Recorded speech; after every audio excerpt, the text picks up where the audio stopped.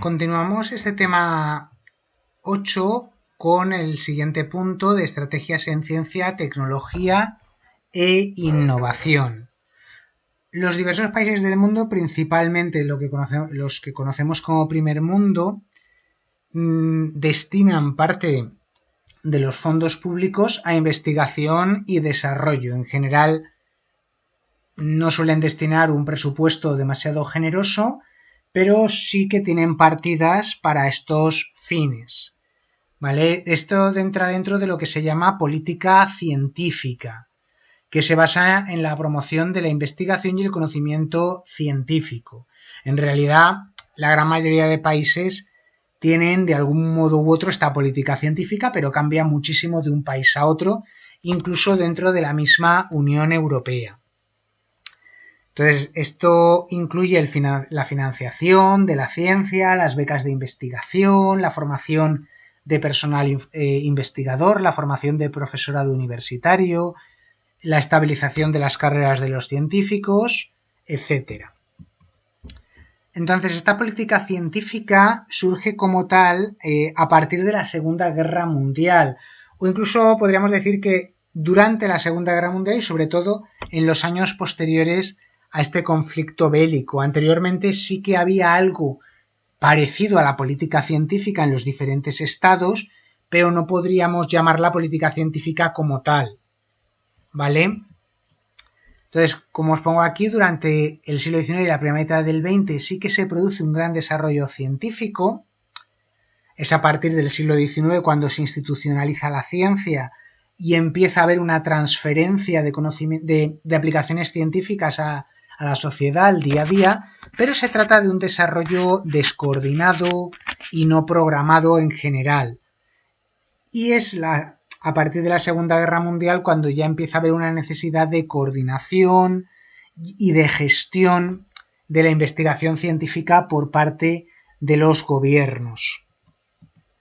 Entonces, en el siglo XIX las instituciones académicas, especialmente universidades e institutos de investigación del Reino Unido, como ya hemos visto, pugnaban por el prestigio y el talento académicos, y estas instituciones estaban financiadas principalmente por los gobiernos, que querían promover la ciencia y la tecnología. Hasta el siglo XIX la investigación estaba promovida principalmente o sponsorizada por particulares, por grandes familias. A partir del siglo XIX, cuando ocurre la institucionalización de la ciencia, es cuando ya los gobiernos empiezan a tomar partido. Poco a poco otros países, principalmente europeos, empiezan a destinar fondos a estos grandes proyectos científicos viendo los éxitos de Reino Unido y de Alemania, a la vez que se empieza a impulsar el desarrollo industrial. Ya en el siglo XX, otras potencias como Estados Unidos y Japón empiezan a invertir en investigación, desarrollo e innovación, a la vez que se empiezan a crear escuelas y a fomentar la investigación científica en universidades. Sin embargo, la Primera Guerra Mundial y la Gran Depresión suponen un gran frenazo en estas partidas presupuestarias a ciencia y tecnología. Hasta más o menos los inicios de la Segunda Guerra Mundial, a partir de 1940 a 1941, los gobiernos se dan cuenta de que la investigación científica con fines bélicos supone un valor añadido, supone una gran ventaja respecto a otros contendientes y empiezan a destinarse muchos fondos para el desarrollo del radar o de las armas nucleares, entre otras cosas, ¿vale? Entre otros objetivos científicos.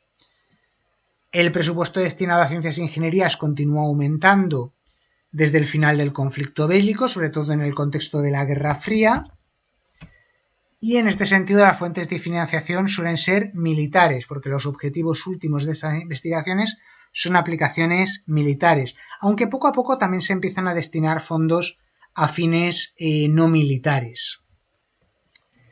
Sin embargo, a principios de los años 70 del siglo XX empieza a decaer este interés.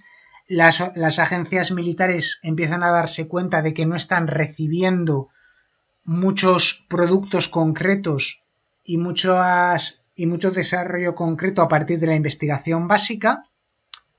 Entonces empiezan a seleccionar mucho mejor a qué proyectos destinan sus fondos y por eso los científicos tienen que empezar a buscar fondos en industrias y en empresas privadas. Estos recortes es lo que promueve la búsqueda de apoyos que ya no dependan de la financiación estatal.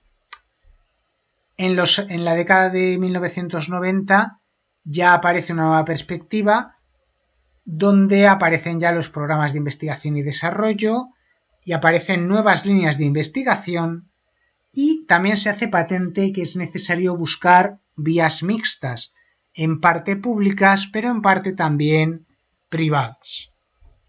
Entonces las líneas prioritarias de investigación sí que se consideran una cuestión estatal, una cuestión pública, pero complementadas en cierta medida por empresas privadas, de tal forma que haya una sinergia entre ambos puntos, el público y el privado, para conseguir el desarrollo científico y tecnológico. Entonces, este abordaje a través de programas específicos que reciben financiación con fondos públicos y privados es lo que se conoce como política científica, es un sistema híbrido de financiación. En lo que se refiere a inversión pública, son muy pocos los países que invierten más del 2% del PIB en investigación y desarrollo. El porcentaje del PIB que se destina a investigación y desarrollo es un buen marcador de cuán importante es la ciencia y la tecnología o la investigación en ciencia y tecnología para un país concreto. Por eso, buscar financiación por vía privada, sobre todo a partir de industrias y empresas privadas, es hoy por hoy una buena forma de continuar investigando. Entonces, en muchos casos el apoyo gubernamental se desplaza a proyectos a gran escala y largo plazo y los proyectos más a corto plazo son financiados por entidades privadas. Pero en general es muy difícil que un científico reciba financiación si en su proyecto de investigación no describe alguna aplicación práctica a corto o medio plazo. Para abordar la política científica, cada país o grupo de países determina qué temas son los de mayor interés para sus ciudadanos en un futuro próximo y en qué van a invertir, ¿vale? Y entonces se plantean acciones estratégicas enfocadas a definir y fomentar esas líneas de investigación, de tal forma que esas estrategias, esos proyectos de esas líneas de investigación van a recibir más financiación que otras, en virtud de estas estrategias. Estas estrategias van cambiando a lo largo del tiempo. Por ejemplo, ahora mismo en la actualidad, en 2020, pues se han destinado muchos fondos públicos a investigación sobre coronavirus y COVID-19, cosa que probablemente hace unos meses no se pensaba que se iban a destinar tantos fondos para estos fines. Esto es algo flexible que va cambiando en virtud de en función de las necesidades de la sociedad. Y puede cambiar también mucho de un país a otro y de un año para otro según los nuevos descubrimientos. En la actualidad sí que existe una concienciación a nivel mundial sobre los grandes temas de investigación a abordar, pero al final la financiación concreta de I+D+I los determina cada país según sus líneas estratégicas de investigación e incluso las comunidades autónomas también tienen competencias al respecto.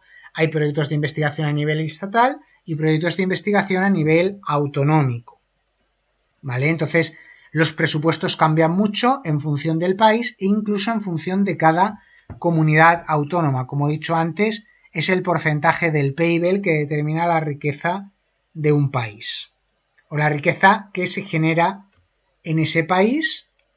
Y, por tanto, el porcentaje de esa riqueza que se genera, que se destina a investigación, es el mejor indicador para definir la importancia que tiene para un país determinado la investigación científica. Entonces, los resultados que cada país tiene en materia de I+D+I también se miden empleando ciertos indicadores que indican qué beneficios se han obtenido, número de patentes, número de publicaciones científicas, calidad de dichas publicaciones científicas, número de investigadores formados, etc. El problema es que muchas veces la investigación científica, sobre todo si es básica, es una investigación que va a dar frutos, seguramente, pero no a corto o medio plazo, sino ya a medio o largo plazo. De ahí que sea necesario tener paciencia para recoger los frutos de esta investigación.